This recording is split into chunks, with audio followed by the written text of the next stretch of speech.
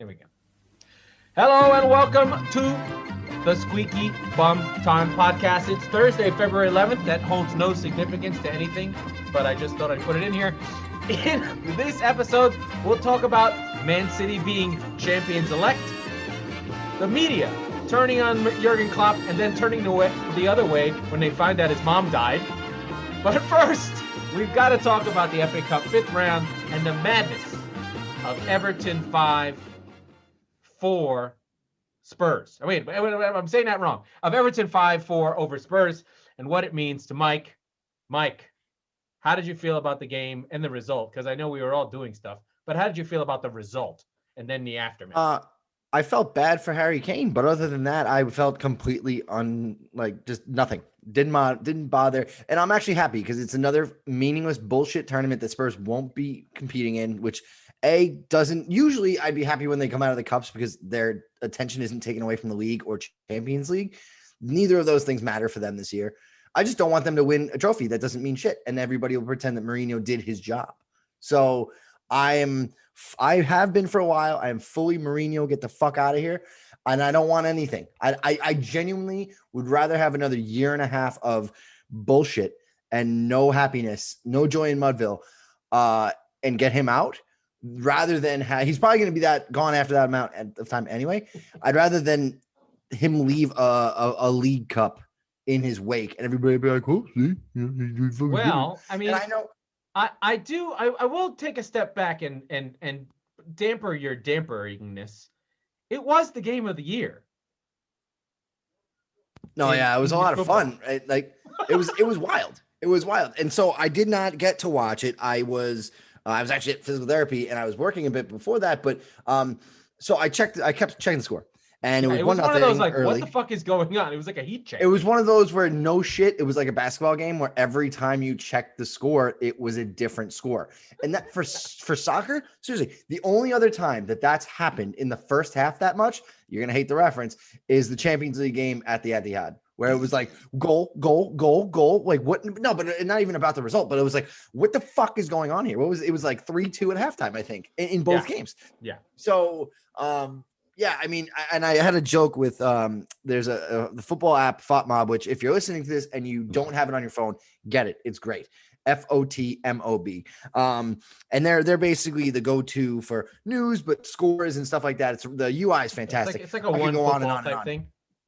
It's better than one football. Okay. So it doesn't have any investment. It's extremely similar to one football, but it's just a little bit better. This podcast is now sponsored by FOTMob, apparently. But so I'm football. We'll take either or and both. And both, yeah. The one that's not as good will take your sponsorship too. Yeah. So I kept checking it, and it was 1-0. And then, so what happens is on the score line it says team number team, right? Just like any other score line. And then for the goals it says name and minute. So it had Everton 2, Spurs 1, but it didn't have any of the players that scored for Everton, which means they scored 2 goals so goddamn fast that the feed on FOTMob and OneFootball and everywhere didn't even catch up, right? It just still said basically the only goal scorer in a 3-goal game was 1-0 Spurs. So by the time I took a screenshot, tweeted about it, went back and took another screenshot and was like, oh, okay, Sigurdsson and whoever scored the 1-2 goals. By the time I went back, it was 3-1. And I was like, holy shit. They scored 3 goals in 10 minutes, and then 2 of them were 2.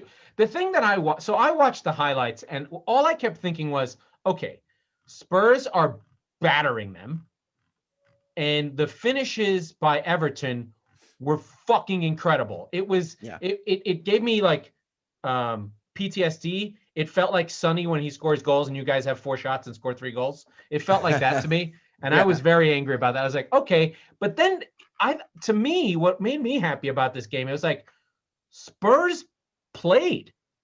I was in shock. Yeah.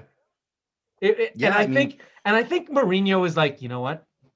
He's such a devious fucking scumbag. He said, okay, you want to play? Go play. Yeah. And he just let them play. He started Sonny up top. Mora on the left. He had Lamela in a 10. Yeah, okay.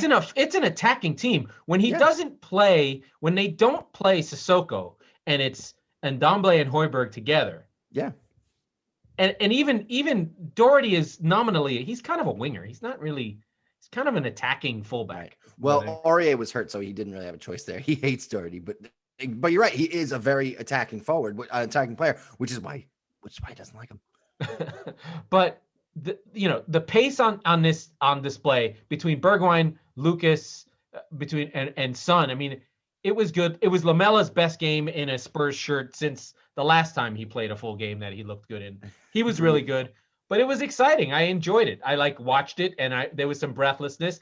I really thought, and the commentator said it, only one team is going to win this game, and it's Spurs. And then they go into extra time, and Bernard scores an impossible goal from an impossible angle on a volley. And Spurs just didn't really have another chance after that. I would not say Olsen was good, and I would not say Lloris was good. They were both bad. All I kept noticing was how bad Ben Davies was and how people just kept going past him. So he's a turnstile. He's really bad. Look, is he a average backup left back in the Premier League? He's a left back from Swansea. Right. And he deputizes as a center, and he can do when he's on the field, and Mourinho feels this way, and I don't know that I agree completely, but he allows Mourinho to edit the formation on the fly. Right. Now keep in mind, Reguilon has been hurt for a couple of weeks now, so him coming back in the team will be a huge boost. Yeah. Yeah. But when you've got Davies starting at left back, you can hypothetically do three things. You can do a straight four, and he's your left back. You can do a three at the back and do one of two things. He can be your left wing back in an absolute pinch, because that's not his first or second best positions. But he can also fold back into the back three. So that allows you to change your look midway through the game if he's on the field. So that's why Mourinho likes him. That has to be the only reason, because it's just there's not a lot else. I want to wrap up the FA Cup, talk about the next round so we know who we're going to play, and then get into more Spurs. But this time, is it El Douchico or Douchico? It is we can decide. It's our thing. But I have always said El Douchico because it's El Clasico. Douchico. Okay, I'm going to run through the FA Cup games really quickly. Just little notes on each one. Burnley, they're happy to be out of this thing. So Bournemouth, our old friends from the Premier League, they continue and carry on. The funny thing is, it was an interim coach, and Harry Redknapp is back in the backroom staff of Bournemouth, where he began his managerial career. So that'll be interesting to see if Harry actually steals this person's job. So that could be good. He's only doesn't know what he's doing and just destroys clubs on the South Coast like he did. I just remembered they got rid of Eddie Howe, and now I'm sad because I loved Eddie Howe. So he can be your manager next. Man United played a dud of all duds. West Ham had 3 shots in 2 hours, and McTominay scored in extra time.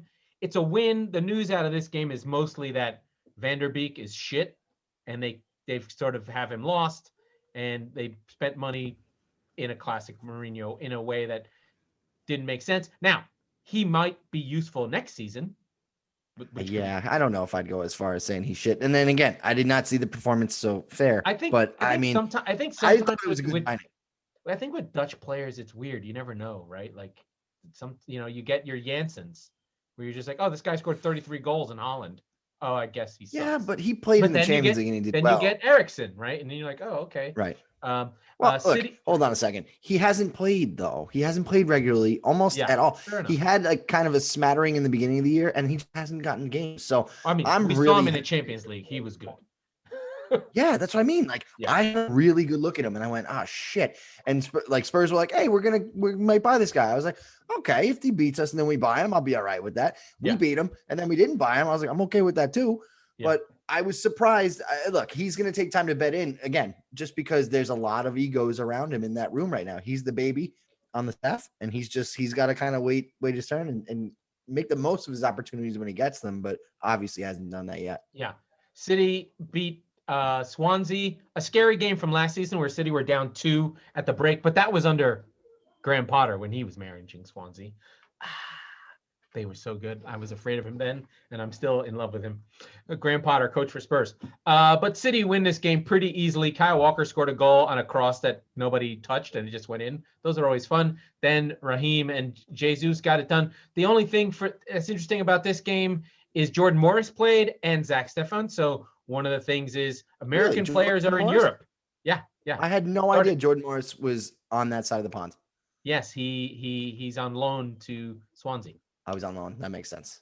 Yeah, I was gonna say because didn't he want to stay in Seattle so he could play his fucking Xbox with his friends? Yeah, so he did that, but now he's grown up. He's taking a chance. I love so narrative. Oh, young player taking a chance in Europe. He's 26 years old. You're not Jordan young, Morris? but yes. Oh my God. Think about it. By the time Messi was 26, he won the Champions League twice and was considered the greatest player of all time. Yeah. Now, not everyone's Messi. I get it. But anyway, so that's what I think about. Leicester, Brighton, the less said, the better. Both teams put out half-strength sides. Upsetting because I like both those teams. Another one, 1-0. Sheffield beat Bristol City. Another of our championship friends disappeared. Oh, there's a name you haven't seen. Alfie Mawson getting a red, formerly of Swansea. Billy Sharp, he's the Crash Davis of the championship. I think he has 200 career goals. He plays for Sheffield United. Crash Davis. He is the Crash Davis. Let's just get into that one for a second. That's such a good reference. I love that. He is the Crash Davis of By the way, championship. how great would it be, hypothetically, Sheffield United, they're going down, right? And they win the championship. They win the FA Cup. It's been done. That would be fantastic. Oh yeah, they beat you guys. Talk about it. Wigan. Wigan, yes, times. Wigan with Roberto Martinez, right? 3 times, and they had 7 guys named McBurney, McVeigh. There was a lot of mix, and that's not a slur. There's literally guys named Mick something. Anyway, so Sheffield get through. That's great. Southampton right the ship against Wolves. Wolves only 5 shots to Southampton's 18 with 8 on target. Southampton were like, we're gonna kick someone's ass, and it's you. Well, so here's the thing. They did this with Arsenal. What? They did this with Arsenal in the 4th round, and then they had to play them in the Premier League, which they're going to do on Sunday again. So right, but the thing that's interesting about this is like Hassan Hudo was like, I'm playing my best dudes. It's his regular crew. He's not fucking around. Well, all right. The ship has sailed, and I think that's a good segue, and we'll get into Douchico in a second. But the ship has sailed for them as a contender for a European spot, right? Yeah, so they fell apart. They got injured. Yeah. They can be a good cup team. Still, absolutely. Right? They're still. So I endorse this completely. Right? Are they going to get a result against Wolves again on Sunday? Maybe. Probably not. They don't need one. They're not going anywhere. They don't need one. They don't give a shit. They'll be fine. They'll finish somewhere between. Hassan Hudo needs to turn his team around because after the 9-0 twice, they need to play well again. Right. They need. Let's look at our quarterfinal matchups. Sort of fun. Sort of interesting. We have a South Coast derby, Bournemouth, Southampton. Only played last year, but still, for them, that's a rivalry. That's a big one. Sheffield United versus Chelsea. I love that game, even though Chelsea just played Sheffield United. But that's at Stamford Bridge. Leicester City versus Man United. Leicester, could you fucking beat them, you fucking losers? They can beat United. Please beat them. And then City have Everton, which should be good. But, one of the things I notice here is there's not a lot of them. I mean, there are a few of the big boys, but I don't really consider Leicester a big boy. There's no Liverpool. It'll probably be City's. It'll probably be City and Man United, but this is City's titles to lose. So we are looking at straight dead in the eyes of a potential quadruple for Manchester City. Dude, don't say that. We're not winning it. They're already okay. Look it. They're already in one cup final. We'll talk about this in a second. They're the pole position for the Premier League. Yeah. This tournament. I mean, there's certainly games you could lose. You could certainly lose to Everton. You could certainly lose to either Leicester or United or even Chelsea. But fuck me, they're going to be. Chelsea's not going to beat us. They're going to be favored significantly in every game they play, except for maybe United. That one might be a little bit close. No, and then they're so much better than everybody right now. I know, and I think so let's get into it. So the schedule this weekend, the big game is we've got the Douchico. Leicester Liverpool is a good one, and I overly highlighted and got super excited about Brighton versus Villa. When I was writing the notes for this, I was like, he's going to want to talk about that. And I don't have to talk about it. I just want to bring it up. It's just a fun game. Let's spend some time on the... And then Arsenal Leeds, annual, which will be fun. Twice annual. Let's just get into the narrative, which I think is interesting on City. I think there's the narrative is shifted. We spent 5 days so the City-Liverpool game happens. We spend 4 days of the week so far. Saturday, Sunday, Monday, Tuesday. 4 days talking about Liverpool. Yep. How Jurgen Klopp's being a dick. He's an asshole. He's an asshole. He's an asshole. They on ESPN News, they're like, he's being a jerk to reporters, blah, blah, blah, blah, blah. And then they slowly release, Jurgen Klopp's mother of 81 years old has died. And you're like, I wonder if he was being a dick because his mom died. Yeah. So yeah. He gets a pass. He gets a pass up. He's being like, he's finding excuses against you. He does City had 2 weeks in the middle. We had 4 days. There was, my team's injured. We don't have De Bruyne or Aguero or Mendy ever. So we're playing Zinchenko. Shut the fuck up, okay? Yeah. So nobody wants to hear about your two heroic 90s. But he snapped on the reporter. That's why. And he's just been getting upset. And there's no Teutonic Care Bear shit anymore. He's just like angry. He looks haggard. He looks old. He looks beaten. He looks last year of Dortmund. But now he gets a little bit of a pass because his mom died. So that's cool. Okay, fine. Your mom died. We'll clean the slate for you. It's more, I think there was dual level of sympathy, right? Obviously, his mother passing away, that's terrible. And my condolences to him. But for me, almost the more telling thing was like, you can't go, right? Like, your mother's dead. You can't go see your family. To the funeral, right? She got buried without him. Yeah. So like, not just that, but like your whole family, right? Like this is an earth-shattering event for you and your life and everybody who's closest to you. Or even if you knew, it's just one of those things where families get together. There's a movie called Four Weddings and a Funeral. A funeral is equal to a wedding. Right, exactly.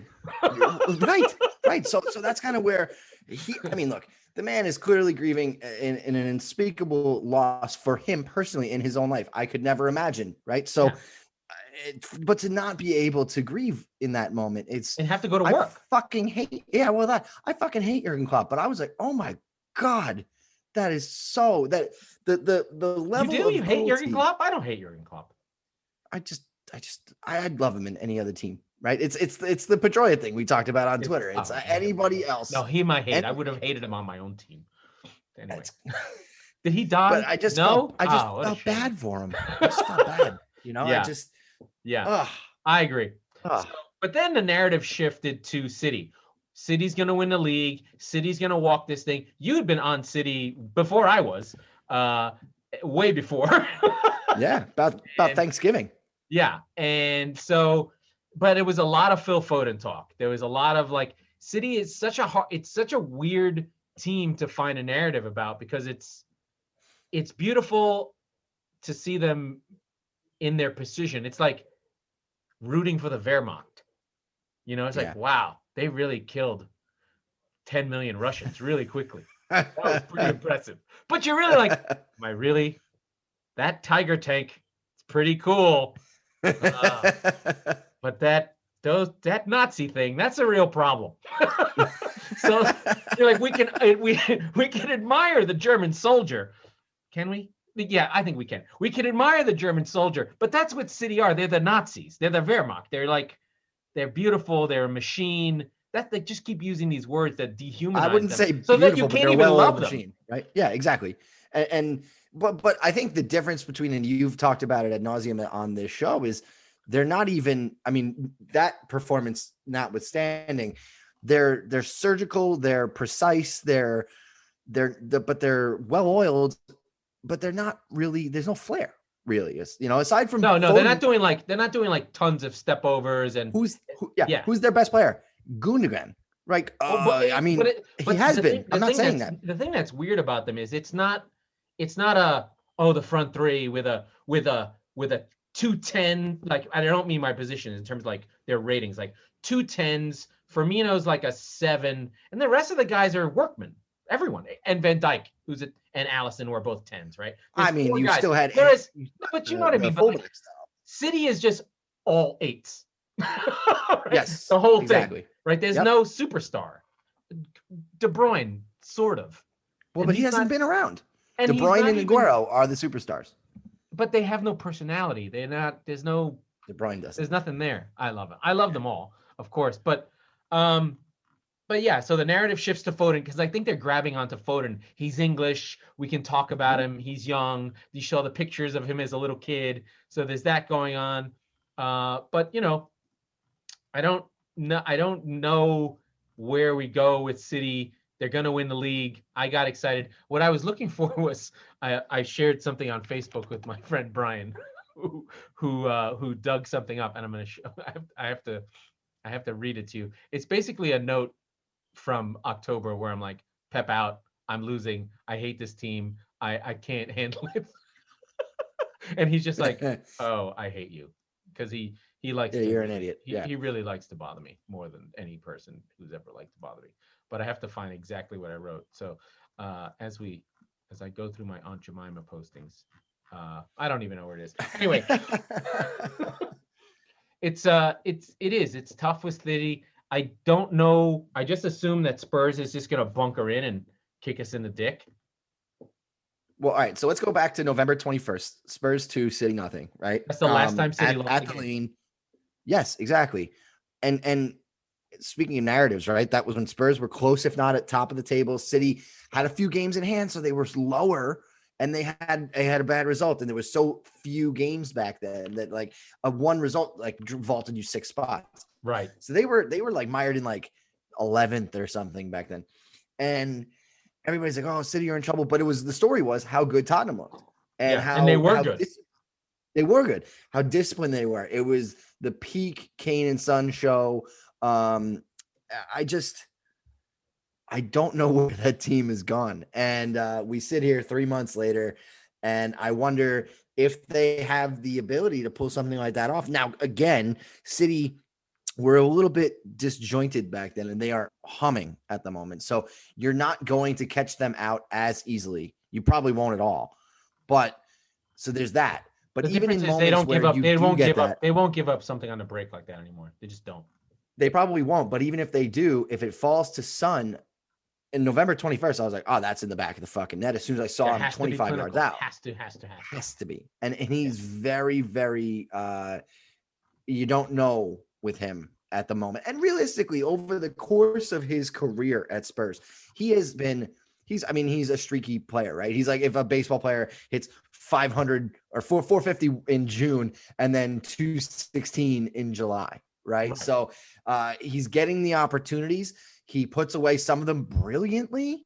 And then some of them are so poor that you're like, can we just meet in the middle, man? Like, can we just get some, I know what I'm going to get with you. Like Kane gets so many chances that of course he's going to miss his share of them.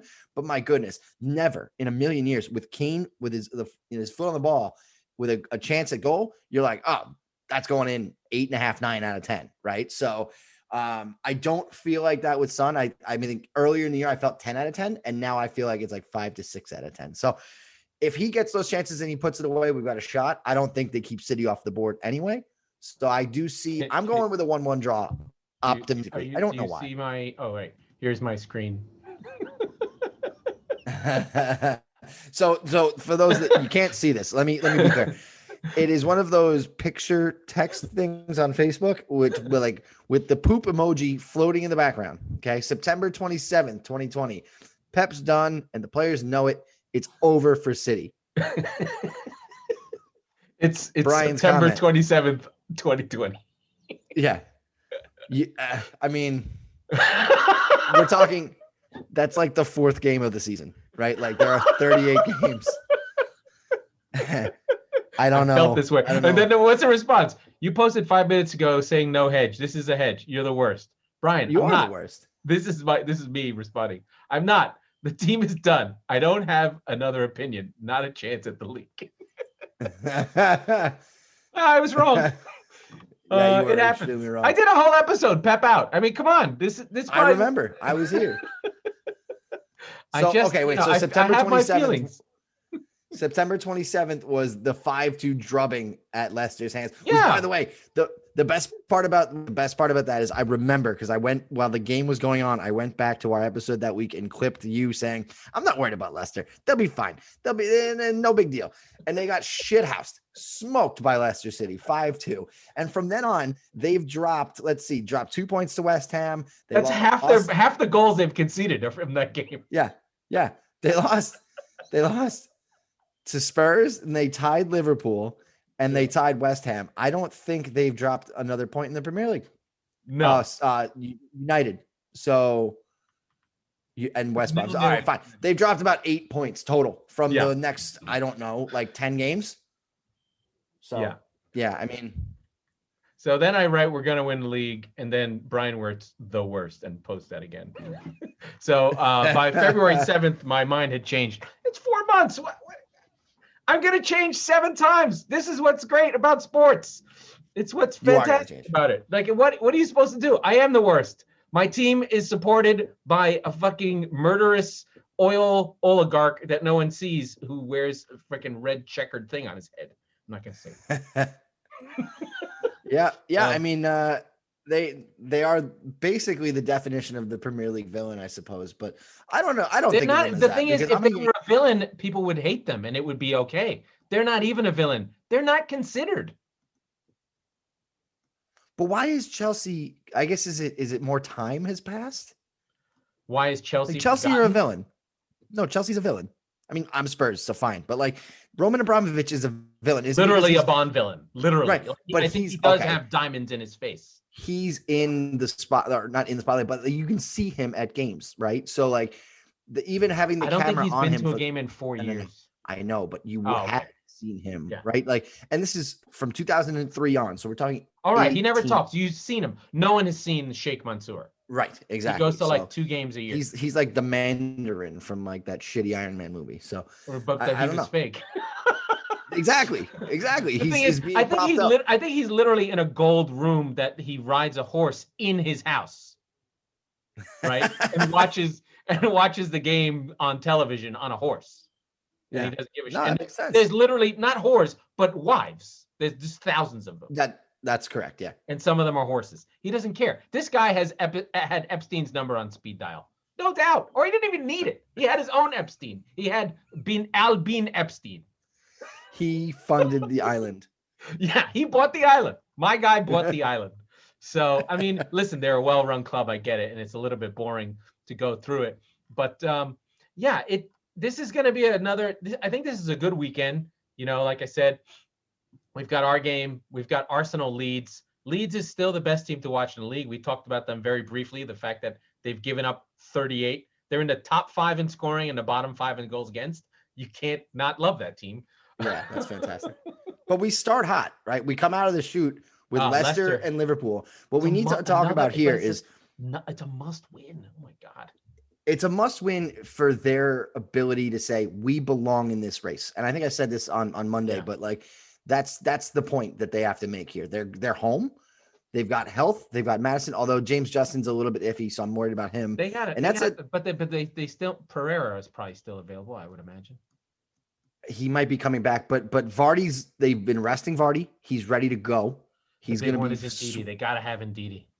Yeah, and if they can get all of their dicks swinging at Liverpool at home, that's finally you've got a completely wobbly Liverpool. You got to take 3 off of them now, right? Yeah, and what does that do? The thing is, they did have. I wouldn't be surprised if Liverpool won the game.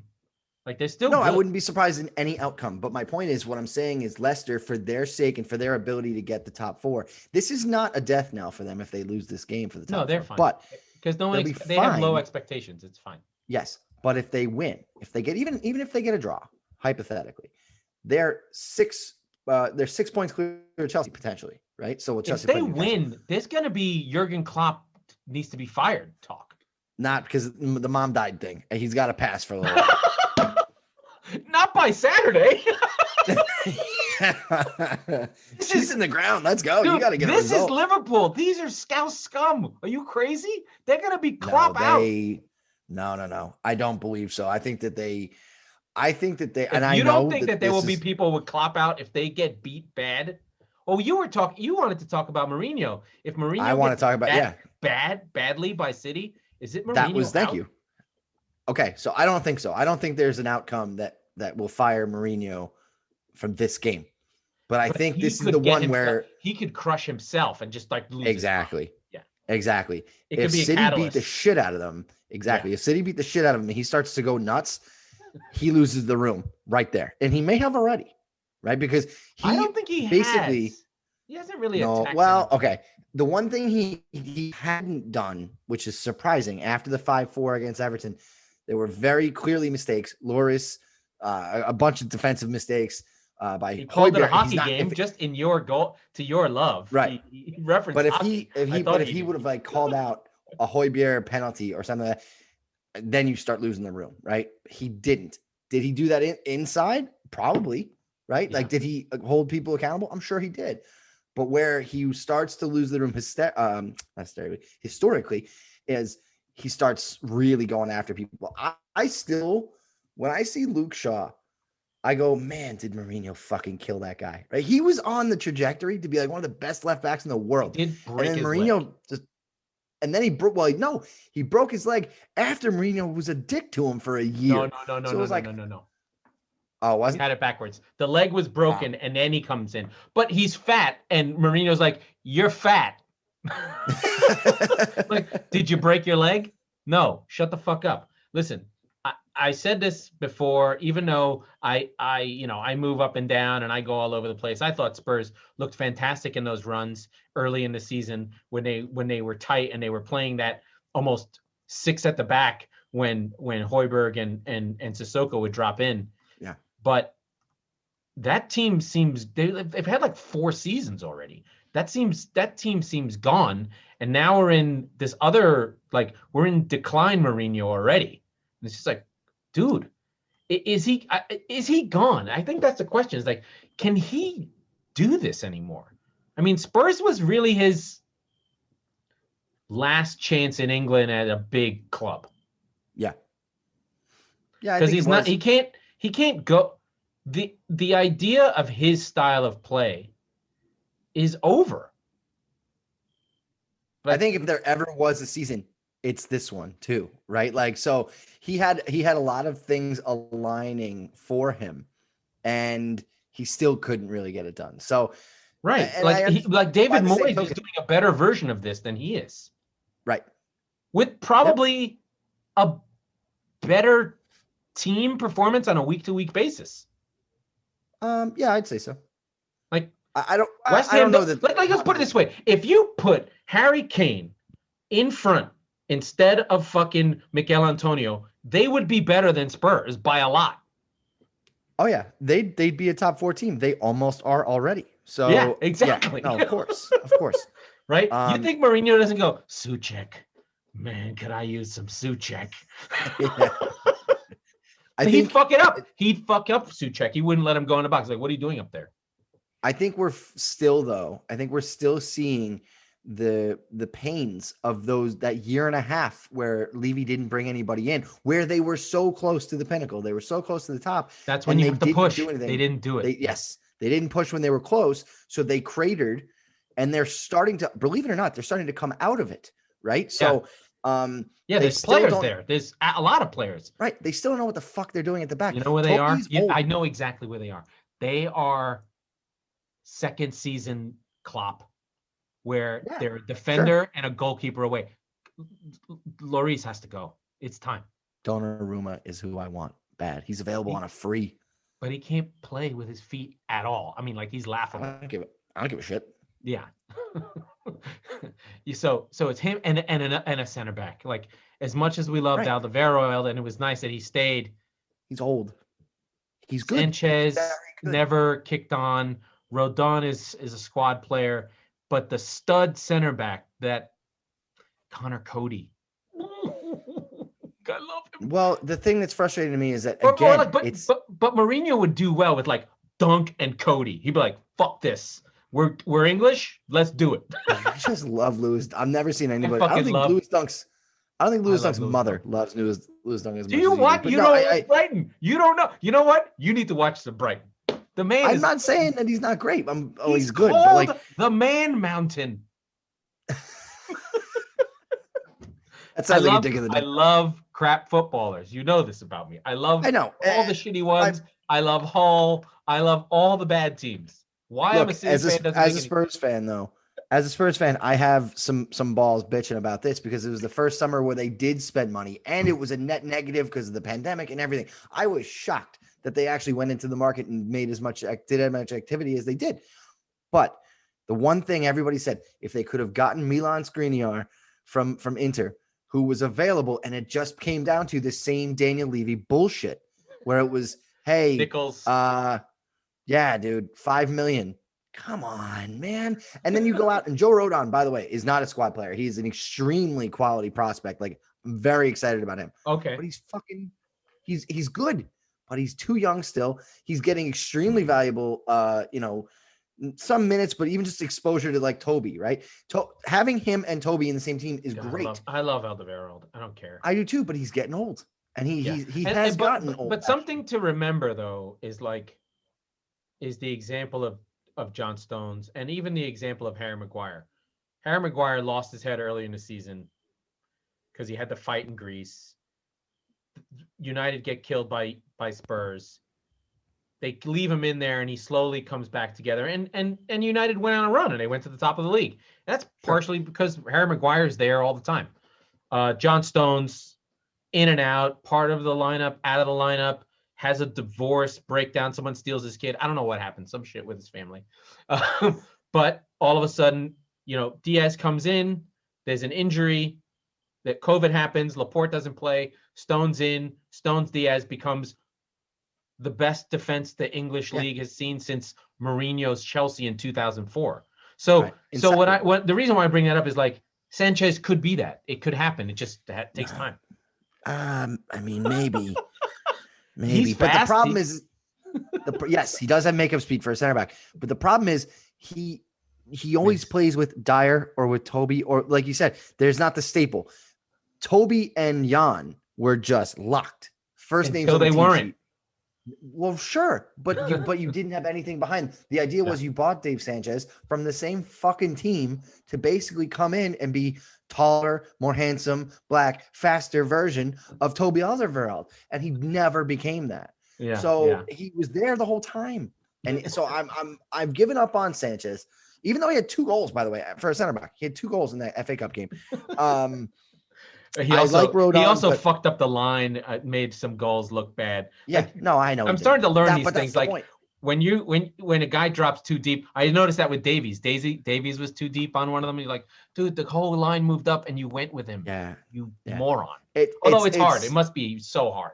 I can't imagine how hard it is, but like it's basically like watching professional athletes play musical chairs. And it's like, you got caught. It's like, fuck me. You've got a note here about you wanted to talk about United and West Brom. What did you what do you have on that one? Is United gonna drop another game to a relegation side, right? Like that's a talking point. It has to be, right? Because I mean they dropped to Sheffield United. They just played terrible against West Ham. I mean, bad. Yeah, and before that they lost 2 leads to Everton. So I'm not the one to jump on the whole narrative wagon. You know that, but like it should be said, like United need to assert their dominance as a force in this league still. This is not, but the thing that's scary for them. These are not the games that they play well. Like this is exactly game. Yeah. So, but they won't lose. They'll draw. But the thing is, like West Brom is trying to sit in and bunker in. And they literally don't have the guys to do it. Like that's the thing about Big Sam can only do it a certain way, and he simply doesn't. Like that team was designed to attack, and he's sitting in, and they're just gonna give up goals because we talked about the lines being all over the place. If you watch West Brom, they're a mess. It's like a freaking spaghetti string. It's all over the place. Yeah. Let's wrap it up. Unless you have any more points. I don't have any points. 0 points. 0 points. A lot of points. I forgot how to wrap up the show. Oh, that was the Squeaky Bum Time Podcast. We have new music, In and Out. Hey. We do the show on Mondays and Thursdays. We talk about all sorts of terrible things. Sometimes, actually, I think 80% of all shows reference Stalin, Hitler, or something from the 18th, 19th century. But we shall return when we're ready.